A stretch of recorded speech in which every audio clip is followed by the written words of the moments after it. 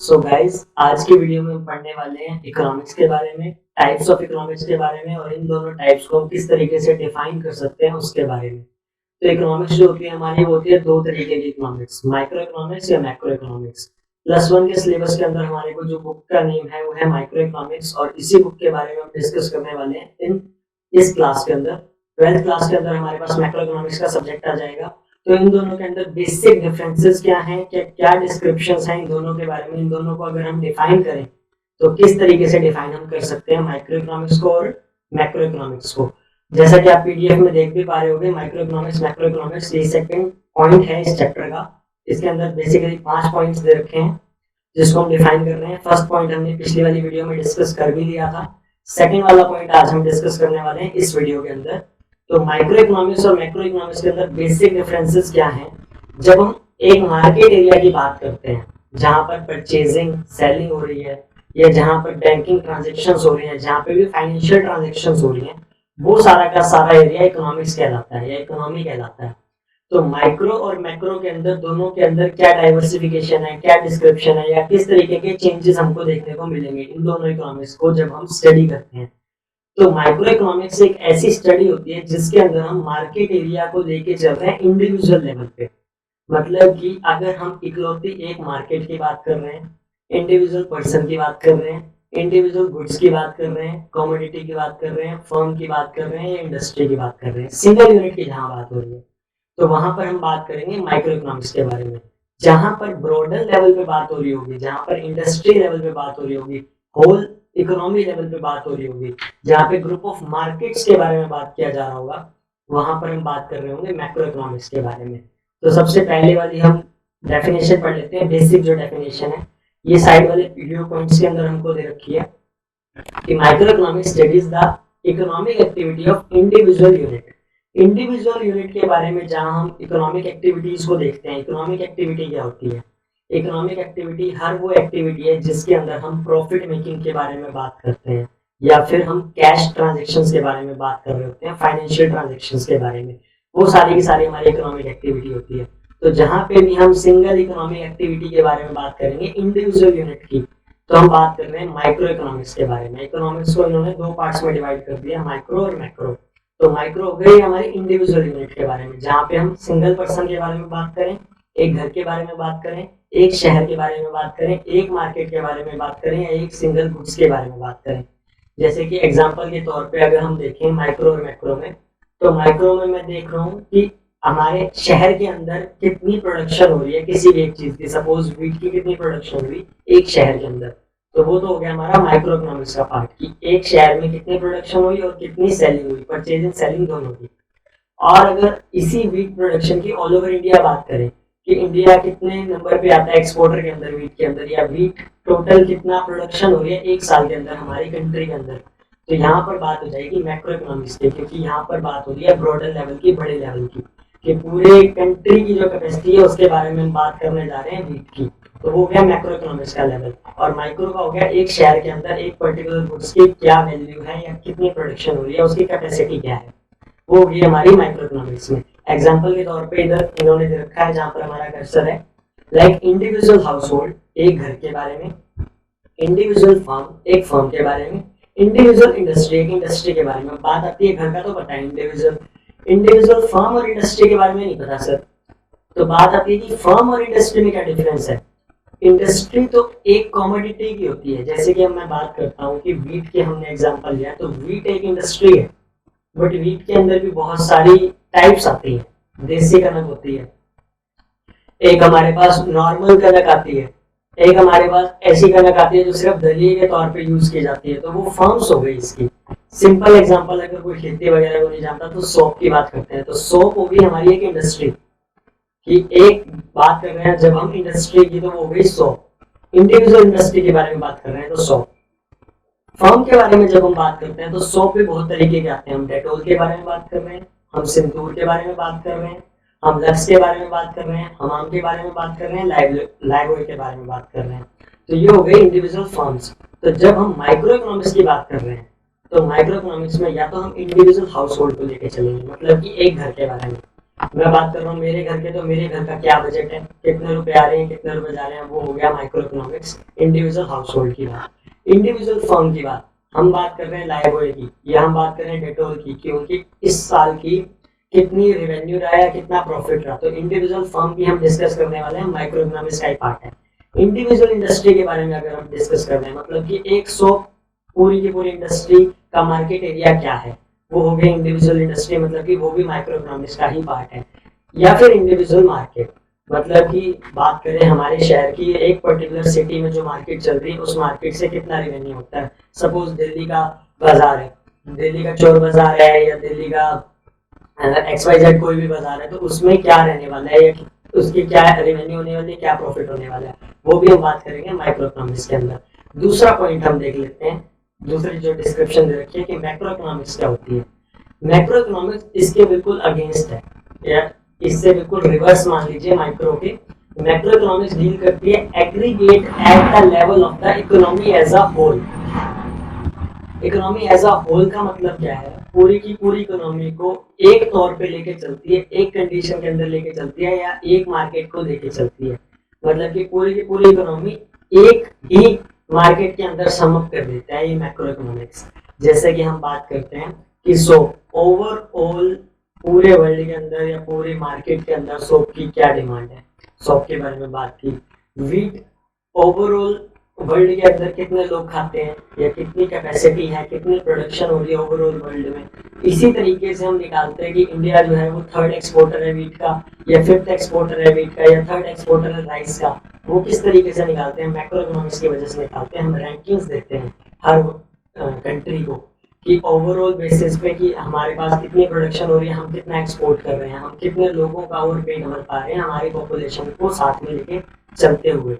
तो macro economics जो बात करते हैं हम एग्रीगेट लेवल पे बात करते हैं। एग्रीगेट का मतलब समझ में आ रखा होगा, सम टोटल होता है एग्रीगेट का मतलब। ये वर्ड तुमने 10th की मैथ्स के अंदर पढ़ा होगा, मेनली स्टैटिस्टिक्स का जो चैप्टर था 14th number. Aggregate aggregate sum total, ये सिग्मा साइन के साथ भी हम शो करते थे मैथ्स के अंदर।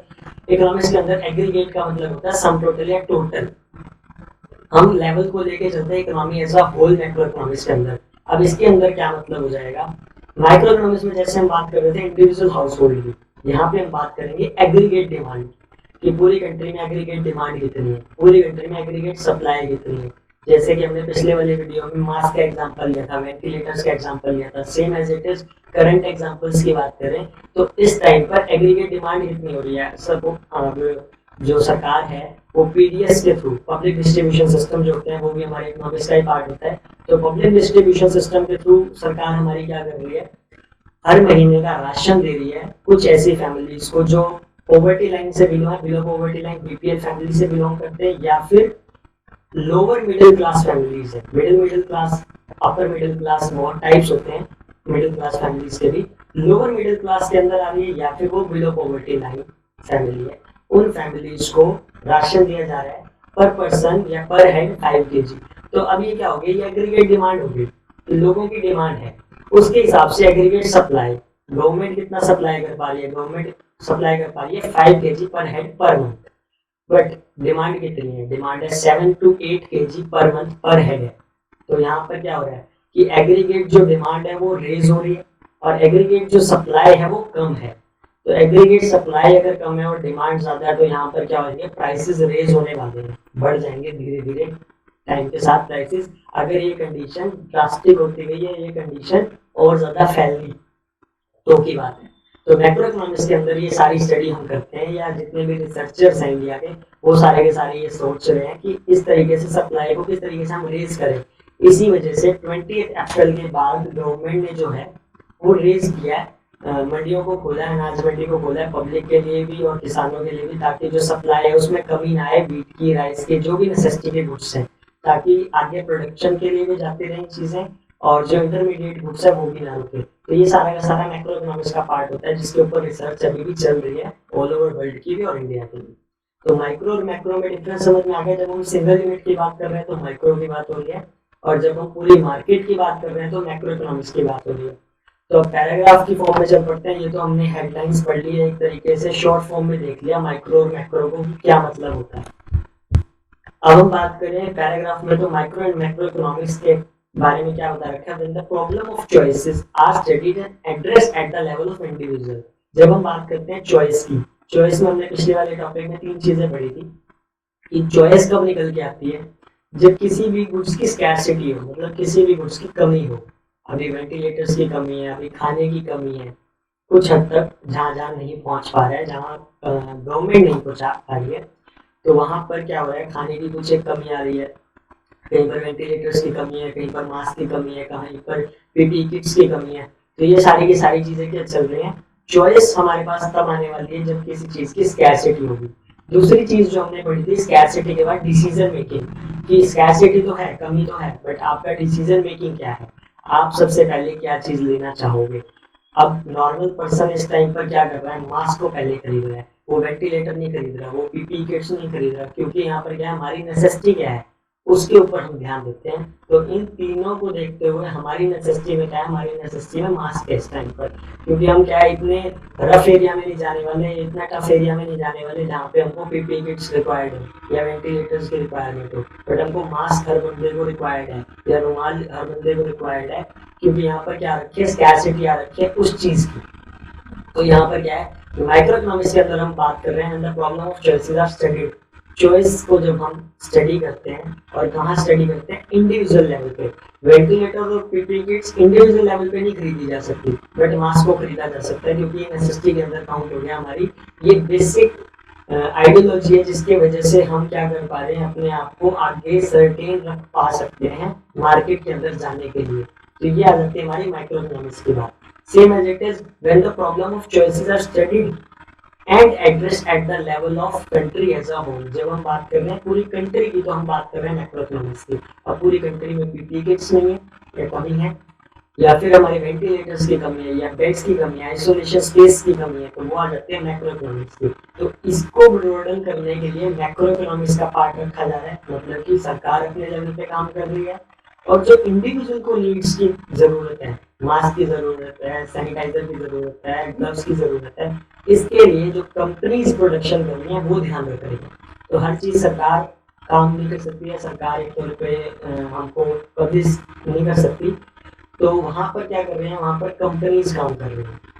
तो जहाँ पर प्रोडक्शन की बात है वहाँ पे कंपनीज आगे आ रखी है, इंडिविजुअल लेवल पे माइक्रो इकोनॉमिक की बात है, क्योंकि हर एक कंपनी देखेगी कि उसको कितनी प्रोडक्शन करनी है। गवर्नमेंट इस टाइम पर ये नहीं कह सकती कि हाँ आपको इतनी कम से कम बनानी ही पड़ेगी, वो सिर्फ ये कह सकते हैं कि हाँ हमको डिमांड है, आप सप्लाई को रेज कर दीजिए। अब कैसे रेज करती है वो कंपनी के ऊपर डिपेंड करता है। तो हर कंपनी अपनी अलग स्ट्रेटेजी लेकर चलती है। तो ये तो हो गया हमारा माइक्रो इकोनॉमिक्स का पार्ट। और मैक्रो इकोनॉमिक्स के अंदर क्या है कि हर कंट्री अपनी अलग स्ट्रेटेजी लेकर चल रहा है। इंडिया की अलग स्ट्रेटेजी है इस पेंडेमिक के लिए, यूएस की अपनी अलग स्ट्रेटेजी थी, इटली की अलग स्ट्रेटेजी थी, चाइना अपनी अलग ही स्ट्रेटेजी को लेकर चल रहा था, और जो यूनाइटेड नेशन है वो अपनी अलग स्ट्रेटेजी को कंफर्म कर रहा है। डब्ल्यूएचओ अपनी गाइडलाइन अलग लेवल पे लेके जा रहा है। तो वो सारे के सारे अपने अपने लेवल पे काम कर रहे हैं। तो ये आ जाता है पूरी की पूरी इकोनॉमी को एग्जीक्यूट करना हुआ है मैक्रो इकोनॉमिक्स के अंदर।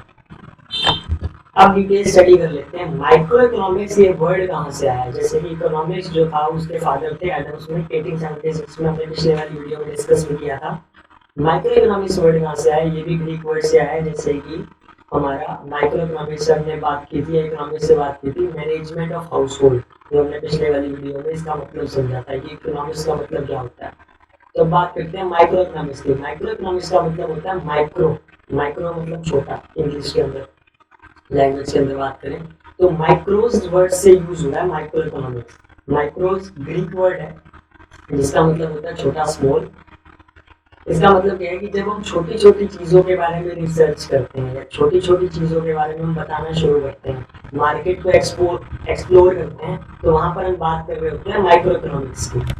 जैसे कि हम बात कर लें demand for salt by an individual house hold, तो हम बात कर रहे हैं कि एक घर में कितना नमक लगता है, ये इकोनॉमिक एक्टिविटी क्या है इसके लिए। अब कितने रुपए का नमक आ रहा है, एक महीने में 18, 20, 25 रुपए, 30 रुपए का नमक लग रहा है, तो वो माइक्रो इकोनॉमिक्स की बात होगी, क्योंकि हम एक सिंगल यूनिट के बारे में बात कर रहे हैं या एक तरीके के इकोनॉमिक एक्टिविटी के बारे में हम बात कर रहे हैं।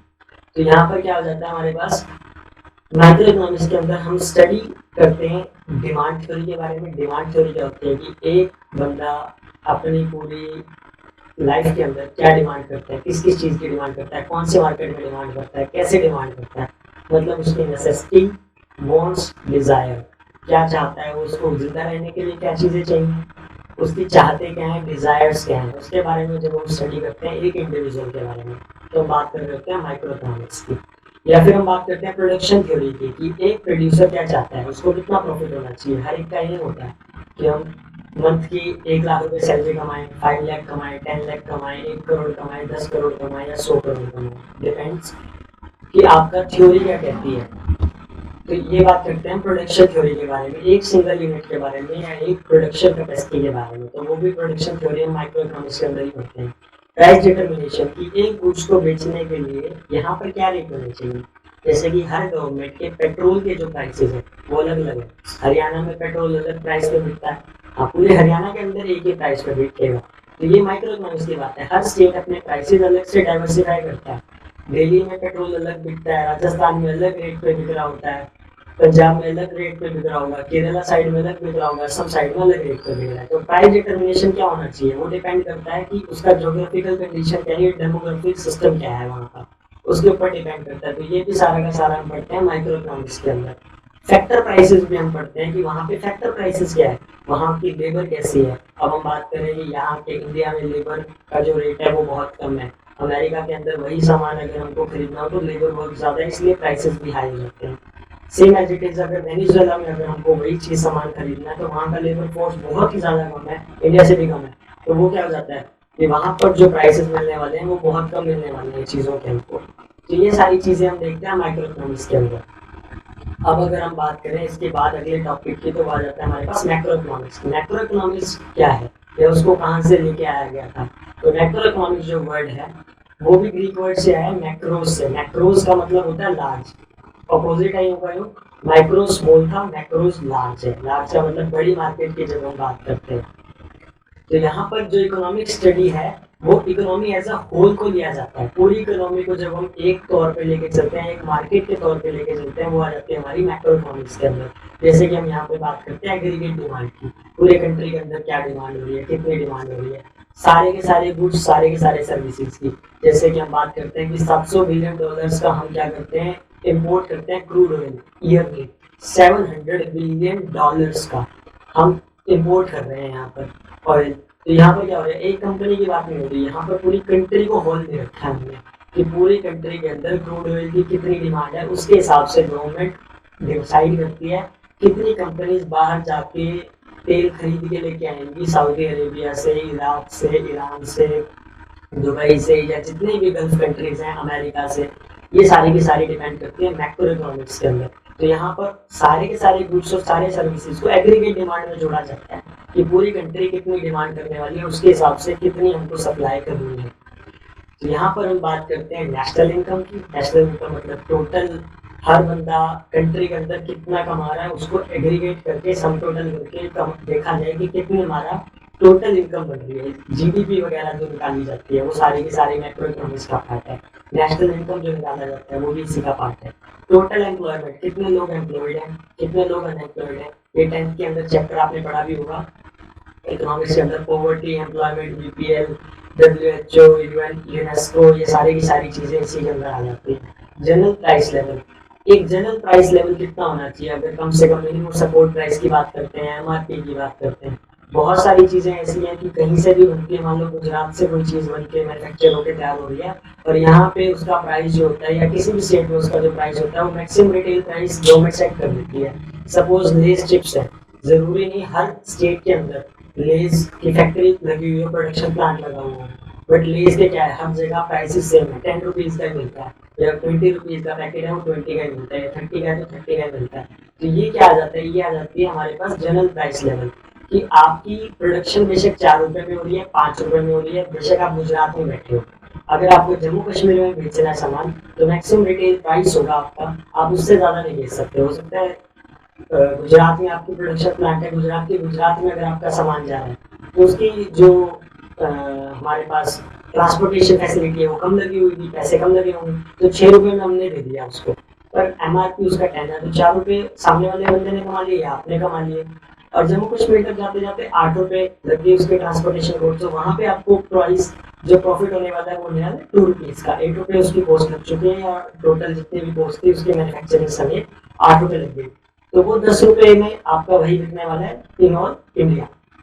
तो ये कुछ एमआरपी होते हैं, कुछ एमएसपी होते हैं। एमएसपी मिनिमम सपोर्ट प्राइस होता है, जैसे कि हर वीट की जो बोरी होती है, कट्टा होता है, राइस का जो होता है, तो उसके ऊपर मिनिमम सपोर्ट प्राइस गवर्नमेंट तय करती है कि आपको 1800 रुपीज से कम कहीं नहीं बेच सकते आप, कोई भी किसान है, ताकि उनको मिनिमम प्रॉफिट तो हो कम से कम। ऐसा ना हो कि जहाँ पर डिमांड ना हो वहाँ पर उनका कोई सामान खरीदे भी ना। तो मिनिमम सपोर्ट प्राइस भी दिया जाता है काफ़ी चीज़ों को, कि काफ़ियों को मैक्सिमम रिटेल प्राइस भी दिया जाता है। तो ये कमोडिटीज को डिफाइन करना, डिस्ट्रीब्यूट करना, ये सारा का सारा काम हो जाता है मैक्रो इकोनॉमिक्स के अंदर हमारे पास। अब ये सारी चीजें तो पढ़ ली, बेसिक चीजें क्या थी, मैक्रो के अंदर क्या चीजें आती हैं, मैक्रो के अंदर क्या चीजें आती हैं। अब हम बात कर रहे हैं इसके डिफरेंस की। तो डिफरेंस को डाल रखा है इन्होंने फोकस जोन के अंदर। यहाँ पर सबसे पहली चीज आती है माइक्रो इकोनॉमिक्स और मैक्रो इकोनॉमिक्स का बेसिक डिफरेंस। 4 पॉइंट्स हैं बेसिक डिफरेंस के, आएगा ये क्वेश्चन तो 4 मार्क्स में आएगा, और सीधा सीधा इसी तरीके से हमको डिफाइन करके आना है जैसा ये दे रखा है हमको। ये दे रखा है, ये 4 पॉइंट्स हमको दिखा के आने हैं वहां पर, और सेम एज इट इज ही दिखा के आने हैं जैसे हमको ये दे रखे हैं। इसकी लैंग्वेज थोड़ी बहुत हम चेंज कर सकते हैं अपने बेसिस पे। अब समझ लेते हैं इनका बेसिक डिफरेंस क्या है। Micro economic study economic relationship और economic problem at the level of individual. यहाँ पे देखिए ये सारी चीजें हम पढ़ चुके हैं, बस बेसिक डिफरेंस हमको टेबलर प्रेजेंटेशन के अंदर शो करके आना होगा एग्जाम पॉइंट ऑफ व्यू से। माइक्रो इकोनॉमिक्स क्या है, रिलेशनशिप है इकोनॉमिक प्रॉब्लम का, जो कि इंडिविजुअल से रिलेटेड है। एक बंदे को जो भी प्रॉब्लम आ रही है उसका सॉल्यूशन माइक्रो इकोनॉमिक्स देने वाली है। जैसे कि हमारे को हमारी सिटी के अंदर कोई दिक्कत है, तो हम क्या करते हैं, हम यहाँ के जो भी नोडल ऑफिसर है उसके पास जाएंगे, हम डीसी के पास जाएंगे, एसपी के पास जाएंगे, न्यूज़पेपर वालों के पास जाएंगे, या जो भी उससे रिलेटेड अथॉरिटी होगी हम उसके पास जाएंगे। ऐसा नहीं हम डायरेक्टली प्रधानमंत्री पीएम ऑफिस के अंदर कंप्लेंट दायर कर देते हैं, डायरेक्ट हम यूनाइटेड नेशन चले जाते हैं, ऐसा नहीं होता। तो माइक्रो इकोनॉमिक्स के अंदर क्या है कि कोई भी प्रॉब्लम है, इकोनॉमिक प्रॉब्लम मतलब कि पैसे से रिलेटेड फाइनेंशियल प्रॉब्लम अगर कोई भी है इंडिविजुअल की, तो वहाँ पर माइक्रो इकोनॉमिक्स में ही वर्क किया जाएगा, मतलब एक जगह पे ही काम किया जाएगा। करंट एग्जांपल में बात करें तो बहुत सारी सिटीज के अंदर हॉटस्पॉट्स बना दिए, बहुत सारी सिटीज को खोल भी दिया। तो बेसिकली क्या हो रहा है, माइक्रो इकोनॉमिक्स की बात हो रही है कि एक सिटी के अंदर अगर ज्यादा केस हैं तो वहाँ पर स्ट्रिक्ट कर दीजिए रूल्स, अगर कम केसेस हैं तो खोल दीजिए। तो ये हो गई माइक्रो इकोनॉमिक्स की बात। यहाँ पे पूरा कंट्री आपका सपोर्ट या आपको हटाने के लिए नहीं बैठा, यहाँ पे आप बात कर रहे हो इंडिविजुअल लेवल पे। और इंडिविजुअल लेवल का मतलब है कि आपका जो इंडिविजुअल स्टेटस है या इंडिविजुअल जो मार्केट है वही सॉल्यूशन देने वाली है आपको। आपके पास जो आपके घर में दिक्कत आ रही है या आपको दिक्कत आ रही है, इंडिविजुअल लेवल पे जो दिक्कत आ रही है उसका सॉल्यूशन आप ही कर सकते हो। अब यहाँ पर हमको दिक्कत आ रही है पढ़ाने में, आपको दिक्कत आ रही है पढ़ने में, तो इसका सॉल्यूशन आप और मैं ही कर सकते हैं। तीसरा बंदा आके एक तरीके से पूरा का पूरा हमारी जो एजुकेशन मिनिस्ट्री है वो आके हेल्प नहीं करने वाली है हमारी। तो ये आ जाती है सारी की सारी माइक्रो इकोनॉमिक्स के अंदर। इसके आगे लिख रखा है इंडिविजुअल फॉर्म के बारे में, हाउस होल्ड के बारे में, और एन इंडिविजुअल कंज्यूमर, इसके बारे में स्टडी की जाती है। इसके एग्जाम्पल हमने पीछे देख लिए थे। सेम पॉइंट मैक्रो इकोनॉमिक्स के अंदर दे रखा है, macro economic study economic relationship और economic problem at the level of economy as a whole. Economy as a whole मतलब पूरी कंट्री में जो दिक्कत आ रही है उसको हम स्टडी करते हैं मैक्रो इकोनॉमिक्स में। इसमें हमने एग्जांपल देख लिया था वेंटिलेटर्स का, एग्रीगेट डिमांड का, वीट का, राइस का, ये सारी चीजें उसी के अंदर आ जाएंगी। सेकंड पॉइंट क्या कहता है, micro economic is basically concerned with determination of output and price for an individual firm और इंडस्ट्री। मतलब जो माइक्रो इकोनॉमिक्स है वो बेसिकली किस चीज के ऊपर कंसर्न रखता है अपने एसेंस क्या है, इंपॉर्टेंस क्या है माइक्रो इकोनॉमिक्स की। इंपॉर्टेंस ये है कि वो आउटपुट के ऊपर डिटरमिनेशन रखता है कि एक सिटी के अंदर जितने लोग हैं क्या उतने लोगों के लिए हमारे पास खाना है, उतने लोगों के लिए हमारे पास रोड फैसिलिटी है, जाम वगैरह तो नहीं लग रहे। अगर जाम वगैरह लग रहे हैं तो हम क्या कर सकते हैं, 2 स्ट्रक्चर्स बना सकते हैं, लेन को वाइडन कर सकते हैं, 2 to 4 लेन जा सकते हैं, 6 लेन जा सकते हैं, 2 पुल बना सकते हैं, वाइडन कर सकते हैं पार्क्स को, एरिया बढ़ा सकते हैं, नॉर्मल चलने वालों का जो पेडेस्ट्रियल एरिया उसको बिल्ड कर सकते हैं। ये सारी की सारी चीजें आ जाती हैं इसके अंदर। मतलब आउटपुट की डिटरमिनेशन हम कर रहे हैं कि एक जगह जहाँ लोग रह रहे हैं क्या वो सही है, ठीक है, सुरक्षित है या नहीं है, वो सारी की सारी पॉलिसी आ जाती है माइक्रो लेवल पे। इसी वजह से हर एक सिटी के ऊपर भी बहुत सारे ऑफिसर्स रखे जाते हैं अलग अलग तरीके के, ताकि वो हर तरीके के प्रॉब्लम है उसके सॉल्यूशंस को दे सके लोगों को भी और अपनी अथॉरिटीज को भी। ये सारी सारी चीजें आ जाती हैं माइक्रो इकोनॉमिक्स के अंदर। तो हर चीज के अंदर इकोनॉमिक्स है, बेशक वो माइक्रो या मैक्रो। माइक्रो बात करते हैं हम एक मार्केट के बारे में या एक चीज के बारे में, और मैक्रो के अंदर वही बात हो जाती है पूरी की पूरी ह्यूमैनिटी के लिए या पूरी की पूरी कंट्री के लिए, इकोनॉमी के लिए। इसको ये चीज समझ लेना बस एक नंबर के क्वेश्चन के हिसाब से कि माइक्रो इकोनॉमिक्स ये इंपॉर्टेंट क्वेश्चन है काफी। माइक्रो या मैक्रो में से एक क्वेश्चन परफेक्टली आने वाला है इसी पॉइंट में से कि माइक्रो इकोनॉमिक्स को थ्योरी ऑफ प्राइस बोला जाता है। ये हमको यहाँ लिख रखा है जहाँ हमारा कर्सर, थ्योरी ऑफ प्राइस बोला जाता है। शॉर्ट क्वेश्चन एमसीक्यू टाइप में आ सकता है क्योंकि एमसीक्यू लास्ट ईयर से बिल्ड करने स्टार्ट कर दिए सीबीएसई ने। 20 मार्क्स के तुम्हारे शॉर्ट क्वेश्चन रहेंगे एक मार्क्स के, तो उसके लिए ये इंपॉर्टेंट है काफी। ये वाला जो क्वेश्चन है हमारा माइक्रो इकोनॉमिक्स जो है उसको क्या बोलते हैं, या सेकेंडरी नेम क्या है या दूसरा नाम क्या है, micro economics is also known as. इस तरीके से अलग अलग क्वेश्चन फ्रेम किए जा सकते हैं। उसका एक ही आंसर है, वो है theory of price. Same as it is macro economics जो होती है उसके दूसरे क्या नाम है, वो है theory of income and employment. अब दोनों के समझ लेते हैं कि माइक्रो इकोनॉमिक्स को थ्योरी ऑफ प्राइस और इसको दूसरा theory of income and employment. ये तो रट्टे वाली बात हो रही कि हाँ मैंने बता दी और याद कर लिया, बट नहीं, इसका कंसेप्ट क्या है, क्यों बोलते हैं इसको। क्योंकि माइक्रो इकोनॉमिक्स जो है ना वो प्राइस के बारे में बात करती है सिर्फ और सिर्फ। हम बात करते हैं कि ठीक है कि एक जगह पे उसका क्या प्राइस होने वाला है, एमआरपी क्या है, एमएसपी क्या है, ये सारी चीजें जो डिस्कस करने वाली थी माइक्रो के अंदर हमने कर ली कि एक जगह पे उसका क्या प्राइस होने वाला है, क्या सिचुएशन रहने वाली है, उसके हिसाब से हम बात करते हैं थ्योरी ऑफ प्राइस क्या है माइक्रो इकोनॉमिक्स के अंदर। मैक्रो के अंदर हम बात करते हैं इनकम एंड एम्प्लॉयमेंट की। हम बात करते हैं पूरी कंट्री में कितनी इनकम हो रही है, नेशनल इनकम जो हमने पढ़ी थी, एम्प्लॉयमेंट कितनी है, अनएम्प्लॉयमेंट कितनी है, इसलिए इसको बोला जाता है theory of income and employment. क्योंकि मैक्रो के अंदर हम बात करते हैं कि पूरे कंट्री के पास क्या पैसा है, क्या वो 21 दिन या उसके बाद 18 दिन या उसके बाद भी अगर 10-15 दिन और लॉकडाउन हो जाता है तो क्या उनके पास खाना है, उनके पास इतनी सेविंग्स है कि वो अपने परिवार का या अपना खुद का अपनी नेसेसिटी जो है उसको ओवरकम कर सकते हैं या फुलफिल कर सकते हैं। ये सारी चीज़ें मैक्रो के अंदर देखते हैं। इसी वजह से डिसीजन लिए जाते हैं कि लोगों की कितनी इनकम है, उसके बेसिस पे उनको बेसिक नेसेसिटी के लिए पैसा दे दिया जाए, डायरेक्ट ट्रांसफर जिसको बोलते हैं।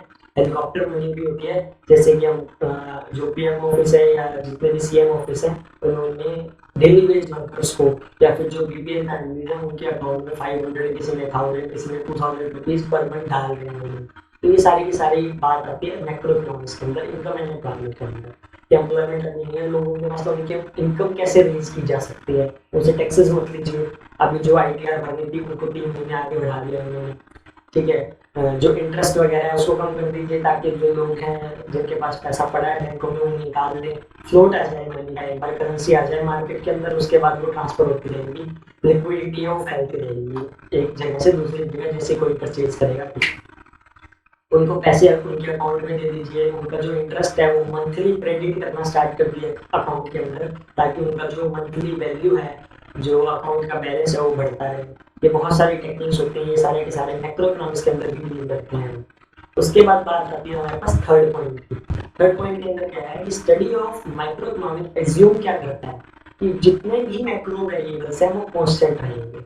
जब हम बात करते हैं हमारी प्रॉब्लम की कि हमारी सिटी में ये प्रॉब्लम हो गई है, सपोज दिल्ली है, तो दिल्ली क्या कर रहे हैं या मुंबई है वो क्या कर रहे हैं कि नंबर ऑफ केसेस इंक्रीज हो गए हैं, तो इसका फैसला हम ही करेंगे जी कि किस सर्विसेज के अंदर हमको छूट देनी है और किस सर्विसेज के अंदर हमको छूट नहीं देनी, या फिर लोगों को बाहर निकलने देना है या नहीं देना। ये डिसाइड करेगी वहाँ का स्ट्रक्चर, वहाँ के ऑर्गेनाइजेशन या वहाँ की पुलिस डिसाइड करने वाली है। तो स्टडी माइक्रो इकोनॉमिक्स क्या रिज्यूम करके चलता है कि मैक्रो वेरिएबल जो है वो कांस्टेंट रहने वाले हैं। मतलब कि प्राइम मिनिस्टर या प्रेसिडेंट या डायरेक्ट सेंट्रल गवर्नमेंट उनको कुछ नहीं कह सकती कि आप अपने शहर को खोल दीजिए या मत खोलिए, अनलेस अनटिल वहाँ की सिचुएशन ठीक नहीं है तो, ठीक है। मतलब ये पूरा का पूरा जो पावर है वो क्या ले लिया, डिस्ट्रिक्ट या लोकल अथॉरिटीज ने अपने हाथ में ले लिया कि हाँ अगर हमको लगेगा कि केसेस नहीं है तो हम क्या करेंगे, धीरे धीरे रिव्यू कर देंगे, और अगर हमको लगेगा कि हाँ केसेस बढ़ते जा रहे हैं तो हम क्या करेंगे, वापस से इन सारी पेनल्टीज को लगा देंगे या इन सारी रिस्ट्रिक्शंस को वापस से इम्पोज कर दिया जाएगा।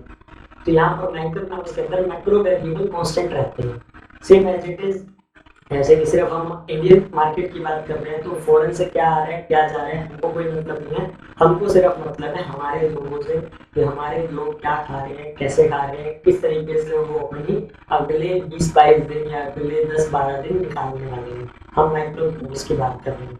सेम एज इट इज इससे अपोजिट आ जाता है हमारे पास स्टडी ऑफ मैक्रो इकोनॉमिक्स के अंदर। मैक्रो इकोनॉमिक्स में माइक्रो वेरिएबल कांस्टेंट रहते हैं, क्योंकि जब हम बात कर रहे हैं मैक्रो वेरिएबल्स की, मैक्रो इकोनॉमिक्स की, वहां पे माइक्रो वेरिएबल बिल्कुल कांस्टेंट है। हम बात कर रहे हैं कि पूरी कंट्री में लॉकडाउन कब हटने वाला है, वो तब हटने वाला है जब सारे के सारे केसेस या तो निल हो जाएंगे या फिर सारे के सारे केसेस बहुत माइनर लेवल पे आ जाएंगे, बहुत छोटे लेवल पे आ जाएंगे, 10, 15, 20, 30, 25, 35, 40 मैक्सिमम। अगर इतने केसेस आने लगे जब एट द लास्ट लेवल, जब हम फोर्थ स्टेज में पहुंच जाएंगे, तो वहां पर क्या हो जाएगा, वहां पे हम कंट्री को खोल जाएंगे पूरी की पूरी। वहां पे ऐसा होगा कि हर सिटी खुल जाएगी। तो मैक्रो इकोनॉमिक्स के अंदर माइक्रो वेरिएबल कांस्टेंट रहते हैं। ऐसा नहीं होगा कि आपका शहर खुल गया तो अब आपको क्या है कि किसी भी दूसरे स्टेट में जाने का परमिशन मिल जाएगी या दूसरे एक सिटी से दूसरी सिटी में जाने की परमिशन मिल जाएगी, ऐसा नहीं होने वाला। मैक्रो इकोनॉमिक्स के अंदर क्या कर रहे हैं, पूरी कंट्री की सेफ्टी की बात कर रहे हैं, तो माइक्रो वेरिएबल्स को कांस्टेंट ही रहना पड़ेगा। ऐसा नहीं आपके शहर में किस नहीं है तो आप खुला घूम सकते हो किसी भी शहर के अंदर, ऐसा नहीं होने वाला। क्योंकि मैक्रो इकोनॉमिक्स क्या है, एज्यूम करके चलेगा माइक्रो कांस्टेंट है, और माइक्रो इकोनॉमिक्स एज्यूम करके चलने वाला है कि कंट्री उसको कुछ नहीं करने वाली, मैक्रो वेरिएबल कांस्टेंट कि हाँ हम अपने शहर को देखने वाले हैं, आप कुछ नहीं करोगे, बीच में कोई दखल नहीं दोगे आप। हाँ, जहाँ पर नेसेसरी होगी वहां पर जुरिस्डिक्शन एरिया आ जाएगा, बट जहाँ पर अननेसेसरी चीजें वहाँ पे लोकल अथॉरिटीज ही संभाल रही हैं। हर जगह सेंट्रल गवर्नमेंट या अपना रोल प्ले नहीं कर सकती या मिनिस्ट्री अपना रोल प्ले नहीं कर सकती। इसी वजह से इकोनॉमिक्स को भी हम दो चीजों में लेके चलते हैं, सेंट्रलाइजेशन और डिसेंट्रलाइजेशन। डिसेंट्रलाइजेशन की बात करते हैं माइक्रो के अंदर कि हर एक के पास अपनी अपनी पावर है, अपना डिपार्टमेंट, आप देखिए क्या करना है कैसे करना है। मैक्रो के अंदर हम बात कर रहे हैं सारी की सारी चीजें सेंट्रलाइजेशन है। अगर आप कुछ भी कर रहे हो तो परमिशन आपको मैक्रो इकोनॉमिक या सेंट्रल अथॉरिटी से लेनी पड़ेगी। दोनों अलग अलग चीजें आ जाती हैं हमारे पास। थर्ड पॉइंट तक क्लियर हो गया हमारे को। अब बात आती है फोर्थ पॉइंट की, मार्केट फोर्सेस। यहाँ पर सिग्निफिकेंट रोल प्ले करते हैं माइक्रो इकोनॉमिक प्रॉब्लम के अंदर, क्योंकि अगर एक सिटी के अंदर किसी चीज की कमी आती है तो वहाँ की मार्केट ही उसको सोल्यूशन दे सकती है। सपोज छोटे से छोटा एग्जाम्पल ले लेते हैं, एक मार्केट के अंदर चोरी हो गई शहर में, उन्होंने पूरी मार्केट बंद कर दी। प्रधान ने ये कहा कि हाँ जी हमारी इस दुकान में चोरी हो गई, हम क्या करते हैं पूरी मार्केट को क्लोज कर देते हैं। तब लोगों को डिमांड है, लोगों को सामान चाहिए, तो उसके लिए क्या करते हैं, लोकल अथॉरिटीज बीच में आती है। ऐसा नहीं है कि ये नेशनल न्यूज बन जाती है कि हाँ इस मार्केट को पूरा नेशनल लेवल पर क्लोज कर दिया गया, क्योंकि वो एक सिटी की मार्केट थी। तो हमने क्या किया, मार्केट फोर्सेज यहाँ पे प्रॉपर सिग्निफिकेंट रोल प्ले कर रही है। यहाँ अगर बंद होगी तो उस शहर की प्रोडक्शन बंद हुई है, पूरी कंट्री के ऊपर उसका कोई इफेक्ट नहीं पड़ने वाला, अनलेस अनटिल वो बहुत बड़ा शहर नहीं है, मतलब वो मैक्रो वेरिएबल के अंदर नहीं आता। तो ये सारी की सारी चीजें आ जाती है माइक्रो इकोनॉमिक्स के अंदर। मैक्रो इकोनॉमिक्स के अंदर हम बात करते हैं गवर्नमेंट पॉलिसी की। अगर गवर्नमेंट पॉलिसी चेंज हो गई, जैसे कि बहुत सारी चीजें इस टाइम पे बंद कर दी हैं गवर्नमेंट ने, होटल्स बंद कर दिए, रेस्टोरेंट्स बंद कर दिए, पब्लिक प्लेसेस बंद कर दिए, टूरिज्म खत्म हो चुका है, तो गवर्नमेंट पॉलिसी चेंज हो गई है। तो यहाँ पे अगर किसी को अपना टूरिज्म खोलना है, मतलब एक स्टेट को, मान लीजिए गोल्डन टेम्पल खोलना है या आगरा में ताजमहल खोलना है, तो उनको गवर्नमेंट से, सेंट्रल गवर्नमेंट से या गवर्नमेंट की पॉलिसी के अगेंस्ट जाके काम करना पड़ेगा, या उनसे स्पेशल परमिशन लेनी पड़ेगी कि हाँ हमको क्या करना है जी, ये हमको टूरिज्म खोलना है क्योंकि हमारा इनकम रेवेन्यू इससे बहुत ज़्यादा आता था। तो वो डिपेंड करता है कि रिस्क कितना ज़्यादा है, गवर्नमेंट उनको चूज करने देगी नहीं देगी, वो सारी की सारी परमिशन लेनी पड़ती है मैक्रो इकोनॉमिक्स के अंदर। क्योंकि यहाँ पर क्या बात आ रही है, यहाँ पर गवर्नमेंट की पॉलिसी चेंज कर दी हुई है कि कोई भी शहर घर से बाहर नहीं निकल सकता, शहर से बाहर नहीं निकल सकता। तो ये सारी चीज़ें आ जाती हैं हमारे पास गवर्नमेंट पॉलिसीज के अंदर। या फिर हम बात करते हैं जहाँ पर कि मैक्रो इकोनॉमिक्स की बात हुई है, पूरी कंट्री ही बंद पड़ी है, तो वहाँ पर गवर्नमेंट पॉलिसी चेंज कर दी हुई है, तो ये मैक्रो इकोनॉमिक्स का पार्ट आ जाएगा। जबकि मार्केट फोर्सेस एक शहर की बन हुई है, तो ये माइक्रो इकोनॉमिक्स का पार्ट है। इसका एग्जांपल देके आप प्रूव कर सकते हैं इन दोनों के डिफरेंसेस। आई होप ये माइक्रो और मैक्रो का जो डिफरेंस है, बेसिक डिफरेंस, ये आपको समझ में आ गया होगा। और ये एग्जाम पॉइंट ऑफ व्यू से 4 नंबर का क्वेश्चन अगर आता है तो ये वाला जो टॉपिक है हमको ये हमको चार्ट बना के आना पड़ेगा 4 नंबर के हिसाब से। ये जो चार्ट है ये बना के आना पड़ेगा। और अगर शॉर्ट क्वेश्चन आता है तो मोस्ट प्रोबेबली या तो थ्योरी ऑफ प्राइस, ये दूसरा नाम पूछने वाले हैं माइक्रो इकोनॉमिक्स का, या मैक्रो इकोनॉमिक्स का, that is income and employment. या फिर जो एक छोटा क्वेश्चन बन सकता है वो बन सकता है कि माइक्रोज का क्या मतलब है, बिल्कुल बेसिक सा क्वेश्चन बनेगा अगर बना दो। नहीं तो 10% चांसेस है इसके एक नंबर के क्वेश्चन के लिए कि ये वाला क्वेश्चन आ जाए कि माइक्रोज जो वर्ड है वो कहाँ से लिया गया है, कौन सी लैंग्वेज से, वो है ग्रीक लैंग्वेज से, और इसका मतलब क्या है, इसका मतलब है स्मॉल। और दूसरी चीज है मैक्रो जो वर्ड है वो कहाँ से लिया गया है, वो भी ग्रीक लैंग्वेज से ही लिया गया है, और इसका मतलब क्या है, इसका मतलब है जी लार्ज। ये इतनी सी चीजें हैं इस टॉपिक के अंदर, यही मेन चीज है। आएगा तो डिफरेंस आ जाएगा, और नहीं तो ये जो छोटे वाले क्वेश्चन है यही। और ये जो एक नंबर वाला क्वेश्चन है ये डिफरेंस के बीच में से आने वाला है, थ्योरी ऑफ प्राइस या theory of income and employment. I hope आपको सबको ये समझ में आ गया होगा। अगली वाली जो वीडियो है उसके अंदर हम डिस्कस करने वाले हैं पॉजिटिव और नॉर्मेटिव इकोनॉमिक्स के बारे में। Thank you.